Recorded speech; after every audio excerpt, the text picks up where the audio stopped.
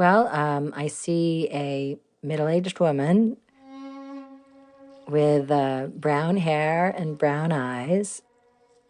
When I look in the mirror, I see strength. I see somebody with good posture who can walk through the world with their head held high.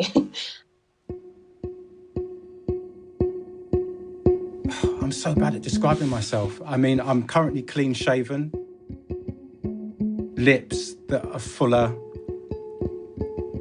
than my mum's.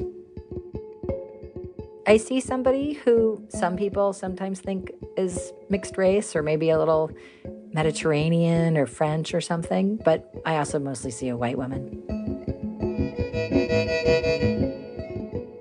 We all look different, but not all those differences are equal. The shape of our lips or nose, our skin tone or our hair texture can all take on a special significance. They call it race. We think we know what we mean when we say someone's black or white, but there's more to race than colour, and the reality for many is far more complicated. Passing was a term which referred to light-skinned African Americans who decided to live their lives as white people. The civil rights activist Walter White claimed in 1947 that every year in America, 12,000 black people disappeared this way.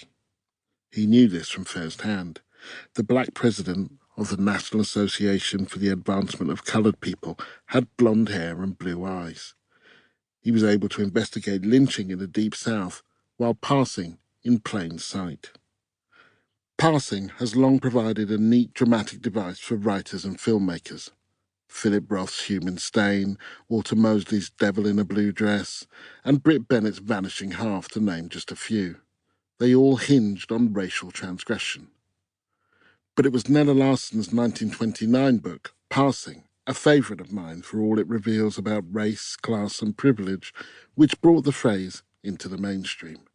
It really is a very modern cinematic book. And I think that has to do with its psychological understanding that race resides not just in the body, but in the mind and the culture and the way in which we look at the world in cultures where race matters so much. Professor Jennifer DeVere Brody is Director for the Centre for Comparative Studies in Race and Ethnicity at Stanford University in the United States. It's a modern psychological story of two women, once childhood friends, named Claire Kendry and Irene Redfield, both of whom are able to pass as white. Passing by Nella Larsen. Gradually there rose in Irene a small inner disturbance, odious and hatefully familiar. Could that woman somehow know that here before her eyes on the roof of the Drayton sat a Negro? They don't recognize one another at first, and the story moves on from there, where we come to learn their desire to maybe live one another's lives, their sense of understanding what it would mean to have a true kind of freedom, which they conceptualize differently. It was one of the first things I read in my 20s after I found out about my own racial identity. Bliss Broyard is an author and essayist based in Brooklyn. I remember feeling about Claire, the character who passes and marries a white man.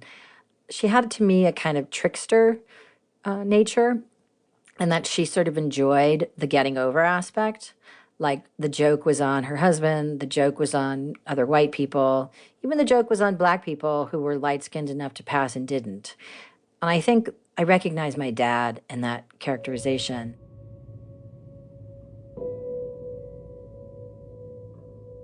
Claire remarked thoughtfully, "You know, Reen, I've often wondered why more coloured girls like you and Margaret Hammer and Esther Dawson and, lots of others, never passed over.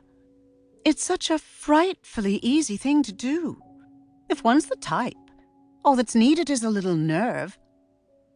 Bliss's memoir, One Drop, was published in 2007. So I grew up in Fairfield County, which is a suburb, really, of New York City. At the time that I was living there in the 1970s and 80s, it was, I think, one of the wealthiest counties in the United States.